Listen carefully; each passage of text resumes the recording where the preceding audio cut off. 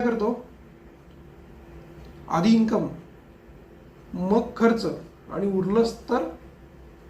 उरलीच तर बचत.